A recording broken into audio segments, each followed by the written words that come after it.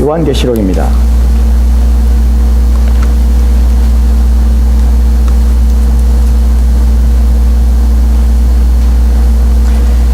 요한계시록 1장 9절부터 20절 말씀까지 우리 함께 한 구절씩 우리 살펴보도록 합시다. 우리 함께 읽도록 하겠습니다. 요한계시록 1장 9절에서 20절 말씀까지입니다. 요한계시록 1장 9절에서 20절 말씀입니다. 찾으신 자 우리 한 절씩 우리 교도하겠습니다. 제가 먼저 9절 말씀 봉독합니다. 나 요한은 너희의 형제요 예수의 환난과 나라와 참음에 동참하는 자라.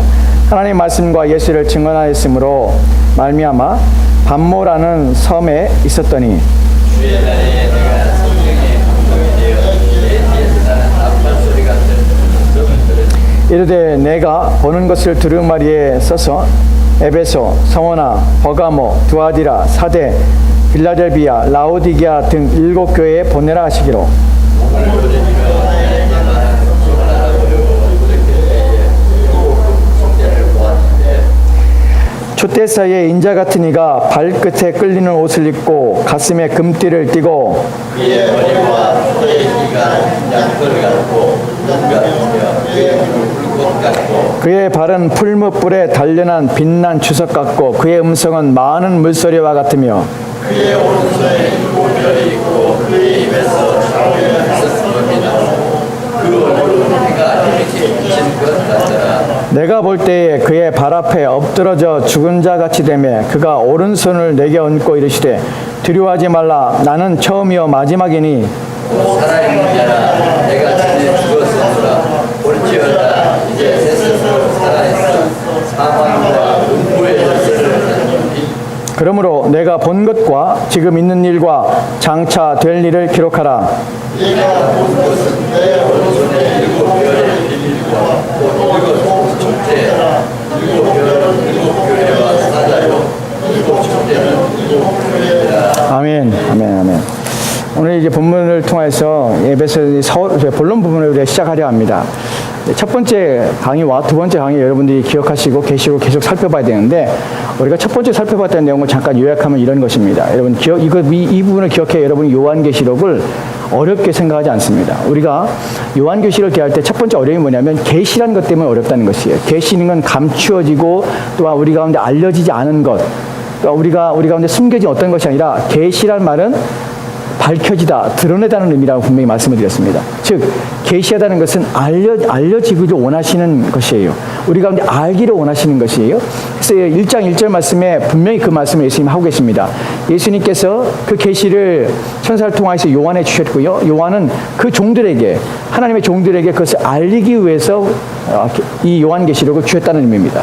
즉, 알리시는 것이 목적인 것이지 이것을 덮거나 숨기려는 것이 목적이 아니라는 사실을 여러분 분명하십시오. 또한 요한계시록이 어려운 이유가 알리는 방식에 있어서 그것이 우리가 알 수 있는 단순히 문자적인 의미 속에서 주어진 것이 아니라 상징이나 언어로 주어졌기 때문에 우리가 요한계시록이 어렵다고 느껴지는 것이에요. 그래서 그림으로 상징으로 나타나는 여러 가지 형상들이 나타나는데 그것에 대한 해석들이 오해를 낳고 있습니다. 그런데 그것은 의도적인 것이에요. 1장 1절에서 우리가 볼 때 마지막 구절에서 이것을 알리게 하시기 위하여 라는 표현이 있습니다. 알리도록 하시려고 라는 표현이 있습니다. 이 알리다라는 표현이 이 단어가 가지고 있는 것이 상징적으로 알리다는 말이에요. 즉 요한에게 주신 것은 상징으로서 이것을 보여줌으로 이 이유는 지난번에 말씀드린 대로 감출 자에겐 감춰지고 드러날 자에겐 드러나게 하기 위해서입니다. 마치 예수님께서 비유로 말씀하셔서 그것이 그 비유를 깨닫고 알려진 자에게는 그것이 듣고 이해가 될 수 있는 자들에게는 들려지는 것이지만 그렇지 않은 자들에게는 감추인 것처럼 요한계시록도 그런 상징적인 의미 속에서 우리 가운데 주어졌다는 것입니다. 또 하나 우리가 1장 3절에서 살펴봤던 것이 이것이 읽는 자와 듣는 자와 또한 그것을 지키는 자가 복이 있다고 우리가 말씀을 통해 살펴봤습니다. 이 읽고 듣고 또한 지키는 자라는 단어 속에서 우리가 알 수 있는 것은 이것이 회당 안에서 벌어지는 사건이거나 또는 예배당에서 예배의 상태 속에서 주어지는 말씀, 읽혀야 될 것이라는 것을 우리가 알게 되는 것이에요. 여기서 읽다라는 말은 단수입니다. 여러분 나중에 우리가 이 부분을 또 다시 거론하겠지만 이런 요한계시를 가장 단순한 이런 부분들을, 이런 말씀들을 우리가 이해하지 않기 때문에, 이걸 오해하기 때문에 어떤 일이 벌어지냐면 이자로로 빠지는 것이에요.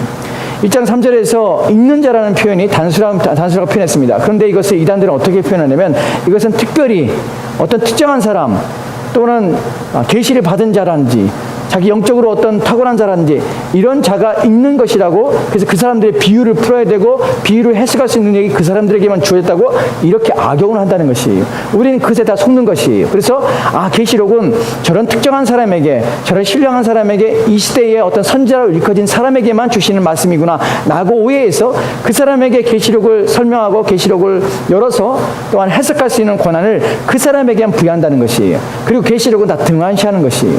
여러분, 그렇지 않다는 것이에요. 본문에서 1장 3절에서 읽는 자라는 것은 회중 가운데 일어나서 성경을 읽는 자를 말합니다. 계시록을 읽고 있습니다. 그리고 많은 사람들이 듣고 있어요. 복수형이라고 말씀을 드렸죠. 지킨 자도 복수형이에요. 즉 예배나 또한 회중 가운데서 회당에서 읽을 때 일어나서 계시록을 읽습니다. 그리고 많은 사람들이 듣고 있습니다. 그 들음 가운데 그것을 듣고 또한 그것을 지키는 자가, 즉 모든 자들이, 어떤 자들이 특별한 자가 아니라 돌아가면서 읽는 그 모든 자들 가운데서 읽음이 가능하며 그 읽는 자에게서 듣는 모든 자들은 그 들음의 뜻이 무엇인지 알기 때문에 그것을 지켜 행하셨다는 것입니다. 그래서 이 모든 것이 복이 있다는 것이에요. 그러니까 우리가 첫 번째로 살펴봤던 내용들이 바로 이런 것들입니다. 계시록 어려운 것이 아닙니다. 계시록은 특별한 사람이 주신 것이 아니라 교회에 주신 말씀이고 이것을 읽혀지도록 주신 말씀이며 우리가 깨닫고 지키도록 주어진 말씀입니다. 또한 이것이 지켜짐으로 얻어지는 것이라면 이미 복된 자가 되는 것이에요. 지키면 야마서 우리는 복된 자가 된 것이에요. 그것이 우리가, 교회가 오늘날 이 계시록을 통해서 깨닫게 되는 은혜요, 또 우리가 복인 자구나 하는 것을 우리가 알게 되는 것입니다. 두 번째로 우리가 지난 시간에 살펴봤던 내용이 무엇이냐면 요한계시록의 구조입니다. 우리가 지난 시간에 살펴봤던 내용을 잠깐 살펴볼까요? 잠깐 보도록 합시다. 도표를 보면 지난 시간에 우리가 도표 전체를 살펴봤습니다. 이 내용 가운데 여러분이 복잡한 것은 나중에 가면서 우리가 이 구조의 세부 사항들을 살펴볼 것입니다. 구조가 중요한 이유는 무엇이냐면 구조라는 것은 마치 숲 전체를 보는 것 같아요. 지도를 보는 것 같습니다. 이렇게 찾아가는 것이 길이 이렇지, 여기에 골짜기가 있어, 여기에 산이 있지, 여기에 진흙탕벌이 있었어, 여기를 돌아가야 돼 하는 전체적인 지도를 우리가 가질 수 있는 것이 구조예요. 그러나 구조만 가진다고 해서 하나하나의 전체의 내용을 알 수 있는 것은 아닙니다. 숲을 경험하기 위해서는 전체적인 구조를, 전체적인 지리를 익혀야 되지만 직접 들어가서 그 길을 걸으면서 그 세밀한 것들을 우리가 살펴보는 것들은 이제 그 안에 들어가는 것들은 우리가 지속적으로 할 내용입니다. 그러나 전체적으로 우리가 지도를 잃어버리면 문제는 무엇이냐면 우리가 나갈 곳이나 잘못된 길을 갈 수 있다는 것이에요. 그 전체의 구조와 지도의 전체적인 구성들을 살펴보는 것이 중요합니다. 그래야 바른 길을 따라갈 수가 있기 때문에 그래요. 여러분이 구조 속에서 알아야 될 것은 단순합니다. 첫 번째는 서론이 있다는 것이, 마지막에는 결론이 있다는 사실이에요. 그 다음에 본론의 내용이 있다는 것이에요. 이 말의 의미는 중요합니다. 왜 중요하냐면 계시록은 우리가 흔히 생각할 때 요한이 받은 계시다 라는 데는 다 동의합니다. 그런데 그 받은 것이 어떻게 받았느냐, 어떻게 기록했냐 차원에서 달라지게 돼요. 이단들이 대부분 주장하는 것도 무엇이냐면 요한계시록을 요한이 받을 때 어떻게 받았냐, 받는 즉시 요한이 막 기록했다고 생각을 해요. 계시는 직통계시를 받고 그 직통계시를 기록해서 요한계시록을 썼다고 생각하는 경향이 많습니다. 여러분, 그래서 오늘날도 이런 계시라는 것은 직통으로 성령이 그 사람 안에 확 주셔서 무엇인가 그 안에 주시는 대로 막 기록하는 것들을 기록해서 쓰여진 것을 성경이라고 이해하는 사람도 있습니다. 여러분, 그렇지 않습니다. 여러분이 성경을 배우고 성경을 이해하고 여지껏 함께 성경을 공부해 왔습니다. 우리가 성경을 읽을 때마다, 성경을 각 권마다 공부할 때마다 여러분 느꼈던 것이 무엇입니까? 성경을 기록할 때 이 사람들은 아무렇게나 즉시 성령께서 주시는 것을 계시를 그냥 기록한 것이 아니라 그것을 정리하고 또한 전달하고자 하는 수신자에게 맞게 그것을 구성하고 조직화하고 단어를 선별하고 하는 것들을 우리가 보게 됐다는 것이 무슨 말입니까? 성령의 감동을 주시지 않았단 말이라 성령이 우리의 영혼에 성경을 기록한 자들의 감동을 줬지만 이 영감은 그냥 기록적 기계적 영감이 아니라 성경을 기록하고자 하는 내용과 성경에 기록한 뜻을, 하나님의 뜻에 대해서 알게 하시고 그 단어의 선택과 그 구조를 할 때 그 모든 것을 적절하게 또한 그 뜻들이 분명히 드러나도록 조성하시고 또한 계획하시고 그 작성하는데 하나님 성령께서 간섭하셨다는 의미입니다. 즉 그냥 단순히 기록하는 것이 역사적으로 연대기적으로 기록한 것이 아니라 의도와 목적을 가지고 어느 부분에서는 읽는 자들이 그 부분에서 감동할 뿐만 아니라 어느 부분에서는 호기심을 갖게 하고 그 다음 내용에 대해서 이해할 수 있도록 그 설명을 붙이기도 하고 하는 내용들을, 그래서 이런 구조들을 만들어낸다는 것입니다. 인사와 또한 마지막에 결론이 있습니다. 인사 부분에서는 기록하는 목적이라든지 또한 누가 기록하는 것인지 하는 내용들이 담겨져 있습니다. 그리고 결론에서는 이것을 지켜야 되는데 반드시 지켜야 될 내용들이 다시 한번 확인시켜지는 내용을 담고 있습니다. 이제 본론에 있어서 1장 9절부터 오늘 우리가 읽은 1장 9절부터 이제 본론이 시작되기 시작합니다. 여러분, 본론에는 중요한 것이 네 가지의 환상에 따라서 구조를 우리가 갖는다고 구분할 수가 있습니다. 네 개밖에 안 됩니다. 계시록은 사실은 쉬워요. 그래서 네 개의 환상만 이해하면 돼요. 첫 번째 환상의 내용들은 무엇입니까? 2장부터 시작하는 오늘 1장 9절부터 시작해서 이것이 이 서신서를 쓰게 하는 또한 주인이신 그분이 이 본 계시를 기록하게 하는 주인이 나타나서 이제 등장하셔서 말씀하신 내용이 나와요. 그 말씀하신 대상은 누구냐면 7 교회입니다. 7 교회들에게 주는 내용이 나오기 시작합니다. 그래서 1장 9절부터 시작해서 본론이 시작하면서 4장까지의 내용이 3장까지의 내용이 7 교회에게 주시는 말씀입니다. 이 3장까지의 내용이 누구에 대한 내용이냐면 교회에 대한 내용이에요. 7 교회에 대한 주시는 편지예요. 그래서 우리는 3장까지의 내용을 교회라고 우리는 정의를 하며 또한 교회가 주된 주제라고 얘기를 합니다. 그러나 4장부터 시작해서 16장까지의 내용들을 보면 여기에는 두 번째 환상이 나오는데 이 두 번째 환상에 가지고 있는 것이 뭐냐면 7개의 재앙들이 계속해서 등장한다는 것이에요. 첫 번째 7개는 무엇이죠? 인이에요. 인, 도장을 찍는 것이에요. 그 인을 떼는 것이에요. 두 번째 환상은 무엇입니까? 나팔이에요. 7개의 나팔이 등장하죠. 그 7개의 나팔이 하나씩 순차적으로 부러지는 것이에요. 그 다음에 마지막 나오는 재앙은 무엇입니까? 대접이에요. 이것만 기억하시면 돼요. 첫 번째 2장에 3장까지 무엇이에요? 교회예요, 교회. 그럼 교회예요. 두 번째 뭐라고요? 재앙이에요. 어디에? 세상의 재앙이에요. 재앙에는 몇 가지의 재앙이 하나님께로부터 옵니까? 세 가지의 종류가 있죠. 세 가지 첫 번째 인, 두 번째 뭐라고요? 나팔, 세 번째 뭐요? 대접이에요. 인, 나팔, 대접만 기억하시면 돼요. 그 두 번째 재앙이에요. 두 번째 환상이에요. 이것은 어디에 쏟는 것이? 세상에 쏟아지는 것이에요. 즉 교회, 그 다음에 세상에 나옵니다. 그리고 17장부터 21장까지 그 내용, 20장까지 내용을 보면 그 내용 속에서 세 번째 환상이 등장하는데 그 환상의 내용들은 무엇이냐면 세상의 주인이었던 세상을 유혹하며 미혹하였던 큰 성 바벨론의 멸망이에요. 즉 세상이 멸망하는 것이에요. 종말을 맞이하는 것이에요. 이 종말이 17장부터 20장까지의 내용이에요. 세 번째 환상입니다. 네 번째 환상이 시작되죠. 21장부터 시작합니다. 21장부터 22장 5절 말씀까지의 내용이 등장하는데 이것은 무엇에 대한 내용이냐면 하늘부터 내려오는 거룩한 성 새 예루살렘이에요. 예루살렘이 하늘부터 내려옵니다. 이것은 교회가 내려오는 것이에요. 그 교회에 대한 얘기가 21장부터 22장 5절 말씀까지, 그래서 이것을 교회로 합니다. 즉 본론에 있어서 쌍을 이루는데 교회, 세상, 교회라는 쌍을 이룬다는 것이, 즉 본론은 어렵지 않아요. 이것이 전부예요. 계시록의 전부예요. 왜 교회와 세상을 이렇게 비교하냐면 교회와 세상을 비교하고 현재의 교회와 현재의 세상 속의 세상이에요. 이것이 두 개가 어떻게 관련되는지, 교회만 얘기하는 것이 아니라 교회가 세상 속에서 어떤 상황을 가지고 있는지, 세상이 어떻게 교회를 박해하는지 하는 내용이 담겨 있다는 것이에요. 왜요? 계시록은 뭐에 대한 내용이에요? 교회에 대한 내용이에요. 왜 주신 것이에요? 박해를 받고 있는 교회가 어떻게 될 것인지 사람들은 궁금해하고 있어요. 그리고 내가 신자인데 오늘날 교회들이 박해를 당하고 세상에서 박해를 당하고 있어요. 어려움을 당하고 있어요. 이 교회가 존재할 것인가? 이 교회가 존속할 것인가? 이 교회가 승리할 수 있을까?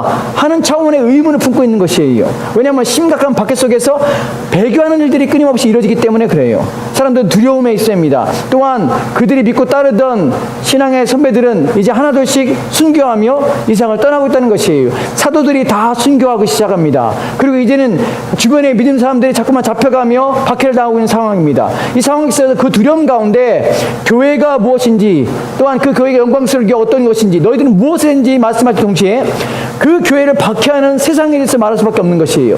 그러나 현재의 교회와 그 당시의 세상과 또한 역사 속에서의 교회와 역사 속에서의 세상에 대해서 말하지만 그것도 끝이 아니라 그 다음에 세 번째 환상을 통해서 세상은 어떤 종말을 맞이할 것인가를 말씀하시는 것이에요.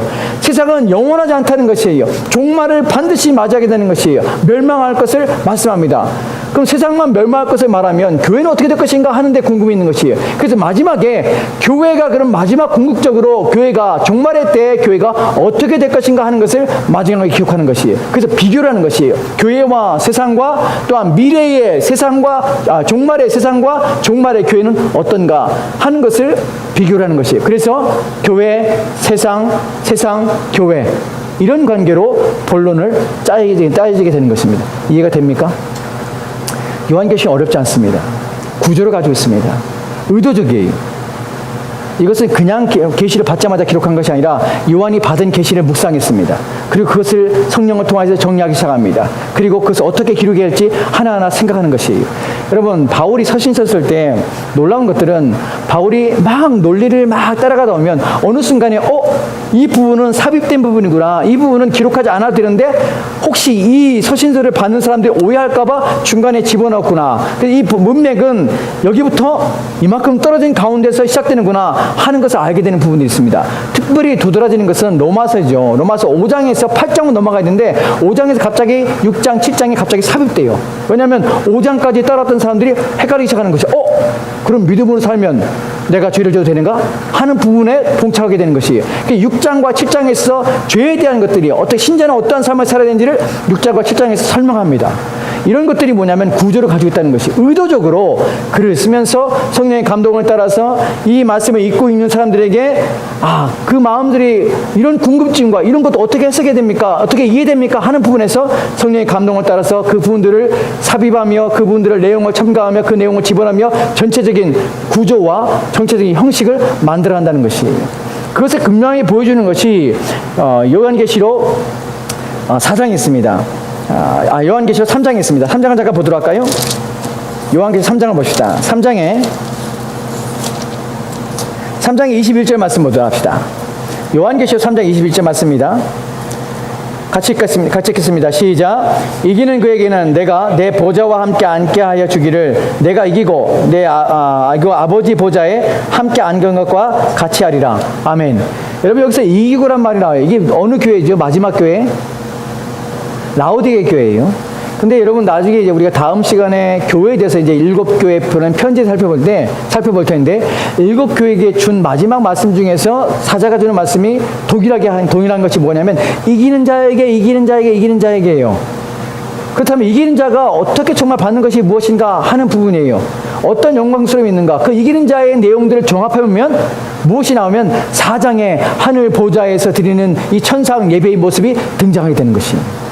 왜 4장에 있어서 갑자기 천상에서 드리는 이 예배가 등장하고 24장로가 24보좌에 앉아서 또한 그들의 금면류관을 하나씩 받고 그 가운데 있는 금관을 받고 그 안에 앉아있는가? 그 영광스러운 하나님 앞에 예배를 드리며 찬양하며 온 세상의 피조물 된 하나님 앞에 예배를 드리는가? 이것이 무엇을 말하냐면 2장과 3장에서 7교회들에게 끊임없이 주님께서 말씀하시면 이기는 그에게는 생명의 면류관을 줄 것이다. 이기는 그에게는 내가 그 보좌에 앉을 것이다. 이기는 그에게는 찬송과 영광을 돌릴 것이다. 막 이런 표현들을 한다는 것이에요. 그 표현에 궁극적으로 그들은 이기는 자가 어느 자리에 서게 될 것인가? 4장에서 그 영광스러운 하늘 보좌에서 하나님과 찬양하며 예배하는 그 자리에 이기는 자가 설 것을 설명하고 있는 것이에요.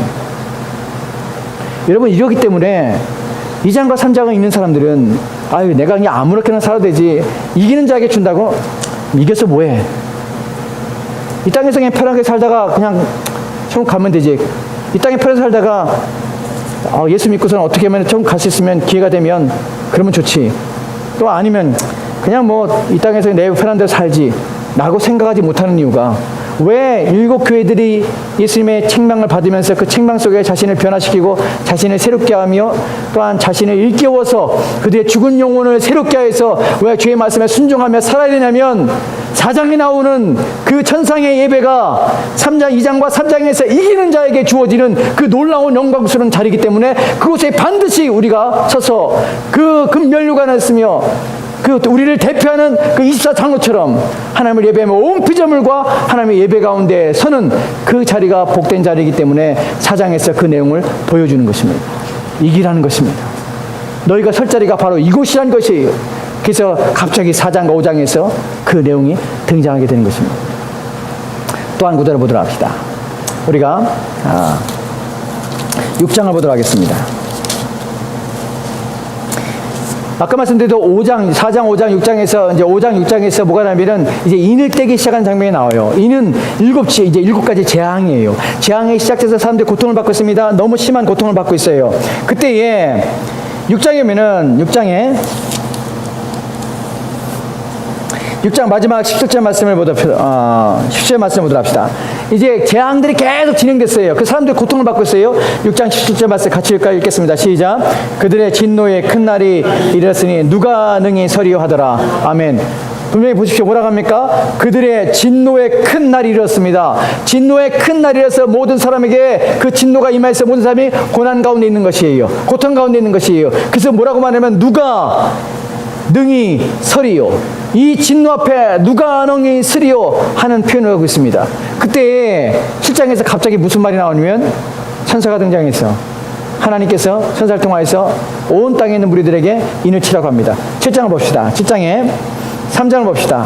3장을 같이 읽을까요? 시작. 7장 3절입니다. 3절 시작. 이르되 우리가 우리 하나님의 종들의 이마에 인치까지 땅이나 바다나 나무들을 해하지 말라 하더라. 아멘. 뭐라고요? 인치까지 땅이나 나무나 바다나 해하지 말라. 무슨 말이냐면 누가 능히 서리요? 이 큰 진노를 당하는 자들에게 누가 능히 서리요? 그 말에 7장에서 하나님의 천사들이 인을 치기까지 땅이나 바다나 나무를 해하지 말라. 그 진노 가운데 누가 보호받습니까? 천사를 통하여서 이마에 인침을 받은 자들이 보호를 받는 것이, 즉 하나님의 백성들은 환난 가운데서 보호를 받으며 또 하나님의 지키신다는 약속이 이 안에 주어진 것입니다. 그렇기 때문에 왜 이런 것들이 7장에 갑자기 이 인을 떼는 장면에서 7장에서 왜 14만 4천 명이라는 하나님의 이친자의 내용이 나오게 되면 사람들이 이 글을 읽으면서 두려운 것이, 그러면 이 큰 진노 속에서 나도 똑같이 고난을 당하고 이 하나님의 진노의 재앙을 나도 당할 것이 아닌가? 어떻게 이 재앙에서 나 견딜 수 있을까? 하는 부분에서 성령께서는 요한을 통해서 우리 가운데 두려움을 없애주는 것이에요. 너희들은 그렇지 않다는 것이에요. 너희들의 인치까지 너희들은 상하지 않도록 내가 보호하며 지킬 것이라는 것이에요. 그것이 7장에서 보여지는 내용들입니다. 7장에 보여지는 내용들을 좀 뒤에 부분에 보면 17장 7장에 9절 말씀 봅시다. 9절 말씀이요. 9절 말씀 같이 읽을까요? 시작. 이일후에 내가 보니 각 나라와 족속과 백성과 방언에서 아무도 능히 셀 수 없는 큰 무리가 나와 흰옷을 입고 손에 종려 가지를 들고 보좌 앞과 어린 양 앞에 서서 10절 말씀이요. 큰 소리로 외쳐 이르되 구원하심이 보좌에 앉으신 우리 하나님과 어린 양에 있도다 하니 11절입니다. 모든 천사가 보좌와 장로들과 내 생물 주위에 서 있다가 보좌 앞에 엎드려 얼굴 대고 하나님께 경배하여 이르되 아멘. 찬송과 영광과 지혜와 감사와 존귀와 권능과 힘이 우리 하나님께 스스로 있을지어다. 아멘 하더라. 아멘. 지금 이 본문에서 나오는 내용들이 무엇입니까? 구원하시는 구원자를 통해서 이들이 구원받아서 하나님을 찬양하며 세토록 그분의 이름을 높이는 장면들이 나오게 되는 것이에요. 왜 이 장면이 7장에 나오죠? 왜냐하면 진노 중에서 이들을 지키시며 보호하시는 하나님의 손길을 이들이 경험하기 때문에 그렇습니다. 우리가 나중에 살펴보겠지만 10장과 11장의 내용도 마찬가지예요. 갑자기 두 번째 재앙인 나팔의 재앙이 막 시작됩니다. 나팔의 재앙이 시작된 가운데 6번째 나팔과 7번째 나팔 사이에 10장과 11장에서 갑자기 중단하면서 무엇이 나오냐면 요한이 천사로부터 작은 두루마리 책을 먹는 장면이 나옵니다. 그래서 이 복음이라고 표현을 해요. 그것을 예언하라고 또 다시 네가 예언한다고 표현을 해요. 11장에서는 두 증인이 나옵니다. 교회를 대표하는 두 증인이 나옵니다. 이런 얘기가 등장하는 이유가 무엇이냐면 재앙 중에 있지만 교회는 어떻게 해요? 끊임없이 복음을 전하며 그 삶을 감당하는 것이 교회의 역할이라는 것이, 이것을 나타내기 위해서 10장과 11장에서 이 내용을 하는 것입니다. 그리고 다시 12장에서는 무슨 내용이 나냐면 이제 다시 구약으로 돌아가서 그 복음을 낳았던 구약의 여인으로, 또한 그 여인이 그리스도를 낳는 이 장면을 다시금 회귀하게 되는 것입니다. 이런 전체의 내용을 통해서 우리가 알 수 있는 것은 뭐냐면 요한계시록은 구조를 가지고 있을 뿐만 아니라 이것을 읽는 자들에게 얼마나 큰 유익을 주는 책이냐 하는 것이 본문에 주어지는 의미입니다. 이것이 왜 다시 살펴보냐면 이 부분이 중요한 것은 뭐냐면 어떻게 계시록을 해석할 수 있는가, 해석해야 되는가 하는 부분에서 많은 사람들이 각기 다른 해석적 방법을 가지고 요한계시록을 해석하려고 합니다. 그런데 요한계시록을 해석하는 것은 요한계시록이 말하고 있는 내용에 관심을 가져야 되고 요한계시록이 의도하는 것에 의도하는 목적에 따라 우리는 성경을 해석해야 됩니다.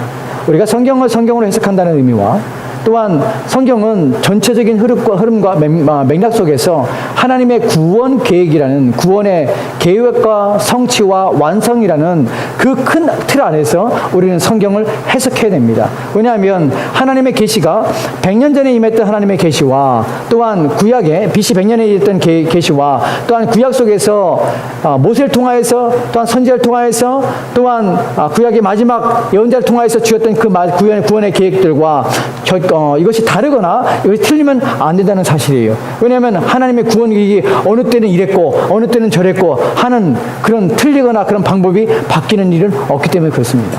즉 모든 하나님의 예언은 동일할 수밖에 없어요. 하나님의 구원의 계획이 변치 않기 때문에 그렇습니다. 그래서 계시록 또한 어디를 보고 봐야 되냐면 모든 다른 성경들이 말하고는 하나님의 구원의 계획과 이것이 동일하게 연결됐을 뿐만 아니라 요한에게만 특별한 계시를 주신 것이 아니라 모든 주어진 구원에 그것을 종합하며 최종적이며 완성적인 차원에서 요한의 계시를 받았기 때문에 이 모든 계시는 통일성과 또한 종합성과 또한 하나임을 우리가 이해하면서 계시록을 해석해야 됩니다. 오늘 계시록 보면 여러 가지 5가지의 계시록을 해석하는 방법들이 있습니다. 하나 살펴보면 그 다음 내용 볼까요? 그 다음 내용 봅시다. 우리가 그 다음이요. 예. 계시록 해석 내용을 보면 첫 번째로는 과거주의 해석법이 있고요. 두 번째 역사주의 해석법, 세 번째 영적 해석법, 미래주의 해석법, 그 다음에 영적 역사주의 해석법이 있습니다. 이런 것들을 여러분 기억할 필요는 없어요. 잠깐 짤막하게 설명드리겠습니다. 이런 해석법이 있다는 것이에요. 여기서 보면은 과거주의 해석법이라는 것은 무엇이냐면 이미 성경의 요한계시록의 내용들은 다 성취가 됐다는 것이에요. 이미 다 성취가 됐고 초대교회 때 다 성취가 되었고 그 다음에 나머지 22장에서 새 하늘이 또한 새 하늘과 새 땅이 있으며 또한 거룩한 성 예루살렘이 내려오는 것 21장에 22장만 성취가 안 됐고 나머지는 다 성취가 됐다라고 해석하는 것이에요. 이것이 누가 얘기했냐면 17세기에 캐톨릭 사제가 예수의 사제가 이것을 이런 주장을 합니다. 우리가 여기서 나오는 몇 가지 해석 방법들 중에 오늘날 우리 가운데 아주 악한 영향을 미치는 것도 있습니다. 우리가 모르는 가운데 이 해석법을 따르는 경향들이 있습니다. 왜 이런 해석법을 만들어내냐면 왜냐하면 이것이 캐톨릭의 문제가 될까 봐 그래요. 캐톨릭이 17세기에 이러한 해석법들을 자꾸 만들어낸 이유는 무엇이냐면 당시 종교개혁자들은 어떻게 생각했냐면 요한계시록에 나오는 17장에 나오는 짐승이 누구라고 생각하냐면 로마 캐톨릭이라고 생각했어요. 로마 교황이라고 생각했습니다. 적그리스도가. 자꾸 그런 얘기들 속에서 이들이 자꾸 그것을 변질시키고 해석시키며 로마 캐톨릭이 거기에 관계가 없는 것처럼 적그리스도가 아닌 것처럼 하기 위해서 다른 해석법들을 자꾸 만들어내기 시작한 것이죠. 그래서 이것은 과거에 일어나는 사건이고 미래에는 이제 새하늘과 새 땅만 임할 것이다. 지금 우리는 중간에 그날이 오기를 기다리는 상태다라고 과거주의적 해석을 합니다. 또 두 번째로는 역사주의 해석법입니다. 역사주의 해석이라는 것은 어떤 의미냐면 성경의 전체 계시록의 전체 내용이 역사적으로 순차적으로 하나씩 성취될 것으로 기록되다는 것이에요. 이것도 사실은 우리가 성경을 보면 그렇지 않다는 사실을 알게 됩니다. 계시록에서 역사적으로 기록된 것이 아니라는 사실을 어떻게 알게 되냐면 우리가 12장에서 갑자기 순서대로 나가는 것이 아니라 갑자기 12장에서 어떻게 되냐면 갑자기 과거로 회귀하는 사건이 나옵니다. 과거에 대한 얘기가 나오거든요. 즉 이것은 역사적으로 일어난 사건이 아니라 이것이 뒤죽박죽 연대기적 기록이 아니라는 사실을 알 뿐만 아니라 또한 역사주의적 해석법이 잘못되는 것은 의미가 무엇이냐면 2장에 3장에 나오는 7개의 교회가 등장하는데 이 교회들이 역사적으로 나타날 교회들이냐 라는 차원에서 우리는 동의하지 못한다는 것이에요. 순차적으로 등장하는 교회도 아닙니다. 그 당시에 이미 있었던 교회들이고 그 교회들이 역사 속에서 계속해서 등장할 교회들이지만 순차적으로 등장하는 교회가 아니기 때문에 역사주의적 해석도 문제가 있습니다. 그 다음에 보이는 것은 영적 해석인데 영적 해석 보면 요한계시록을 단순히 이것은 문자적으로 해석, 실제적으로 일어날 사건들이 아니라 하나님이 인류 역사에 대해서 어떤 원리적으로 그들을 대하며 또 원리적으로 그들에게 행할 어떤 것을 상징적으로 보여주는 그런 책이다라고 생각하는 것이에요. 이런 해석들을 하게 되면 자꾸만 요한계시록 어떻게 보면 영적으로 해석하고 뭔가 신비로운 것을 해석하고 세상적인 어떤 것을 결말을 만들어내며 세상적으로 일어날 일들에 대한 것으로 이해하는 것입니다. 여러분 그렇지 않습니다. 요한계시록은 세상이 어떻게 될 것이라는 것을 기록한 책이 아니에요. 우리가 요한계시록 잘못 해석한 중에 가장 중요한 것이 뭐냐면 미래에는 갑자기 뭐 세상이 이렇게 변하고 이런 일이 발생하고 컴퓨터가 일어나고 뭐 기계 문명이 일어나고 하는 것들을 알리기 위해서 요한계시록이 기록한 것이 아니라 하나님 나라가 어떻게 될지를 말씀하시는 것이고 하나님의 교회가 어떻게 될 것인지를 말씀하시는 것이에요. 즉 교회에 관심을 가지고 있는 것이 세상 역사와 세상 흐름에 대해서 교회가 성경이 관심을 가지고 있는 것이 결코 아닙니다. 즉 교회 요한계시록을 통해서 세상에 대한 미래에 대한 관점들, 미래가 앞으로 어떻게 변화될 것인가 하는 것을 말하는 것은 우둔한 것이에요. 성경은 거기에 대해서 관심 없습니다. 성경은 오직 하나님 나라에 관심이 있고 하나님의 교회에 대해서 관심을 가지고 있다는 것입니다. 미래주의 해석은 우리가 지금 여지껏 살펴볼 때 제가 반대로 말했던 모든 것들이 미래주의 해석입니다. 미래주의적 해석의 잘못된 중에 하나가 무엇이냐면 이것도 연대기적으로 성경을 보는데 중요한 것은 이들이 말하는 것 중에 중요한 것은 미래주의자들 중에서 2장과 3장의 교회들이 7개가 나오고 4장 1절에서 우리가 아까 살펴봤듯이 4장에서 어떤 내용이 나왔습니까? 천상의 회의가 천상의 예배가 나와요. 예배가 등장합니다. 천상에서 벌어지는 사건이 나요. 그래서 사람들은 미래주의 해석하는 사람들은 이 4장 3장과 4장 속에서 일어난 한 가지 큰 사건이 일어난다고 생각합니다. 그것이 뭐냐면 휴거라는 것이 3장에 7개의 교회가 있고 이제 4장에 있어서는 천상의 교회가 올라가서 이미 끝났다는 것이 그래서 휴거가 임하고 그 다음에 내용에 4장과 5장에서 천상에서 이미 민자들은 하늘로 휴거되었고 그 다음에 6장부터 일어나는 재앙들은 누가 당하는 재앙이냐면 이 땅에 휴거되지 못한 자들이 당하는 재앙이라고 여기는 것이 그것이 오늘날 한국교회 많은 사람들이 이렇게 성경을 보는 경향이 있습니다. 7년 대환란 이런 것들이 바로 여기에 나와요. 그래서 민자들은 이미 휴거되었고 나머지 사람들이 이제 그들이 짐승의 표를 받지 않고 이마에 받지 않으면 나중에 휴거돼서 마지막 종말의 때에 심판 때에 그들이 받지 않은 자들은 구원받지만 받은 자들은 모두가 심판을 당한다는 것이 휴거되지 못한 자는 남은 자들 어떻게 돼요? 고난을 다 당하고 괴로움을 당한다는 것이 그래서 휴거돼야 되지만 휴거되지 않을 때 살아남을 게 어떻게 돼요? 산속 깊은 곳에다가 어떻게 해요? 식량을 저장해 놓고 혼자 오두막 짓고서는 아무것도 세상과 단절한 채 혼자 살아야 되는 것이에요. 이런 일들을 사람들로 하여금 미혹하여서 이런 일들을 행하도록 부추기는 것이 미래주의적 해석입니다. 이 주변에도 있잖아요. 이 주변에도 구석에 산골짜기에다가 집을 지어놓고서는 거기다가 식량을 지하에다가 창고에다가 막 몇 년씩 쌓아놓고서 하는 사람 있잖아요. 여러분 모르세요? 그러니 못 들었습니까? 그런 사람도 있습니다. 다 어디에 나오냐면 바로 이런 미래주의적 해석 때문에 그래요. 이것도 옳지 않습니다. 성경은 그렇지 않습니다. 아까 말했는데 그런 의도로 주신 것이 아니에요. 우리가 그러면 보는 관점이 무엇이냐? 맨 마지막에 있는 영적 역사주의 해석 방법입니다. 이것이 뭐냐면 이 전체는 순서적으로 되는 것이 아니라 모든 것들은 이것은 우리가 하나씩 모든 것들을 하나씩 다 벌어진 일들에 대해서 우리가 정확히 이해하지 못하지만 우리가 보는 것처럼 이것은 당시에 성도들에게 주어진 말씀의 동시에 이것은 미래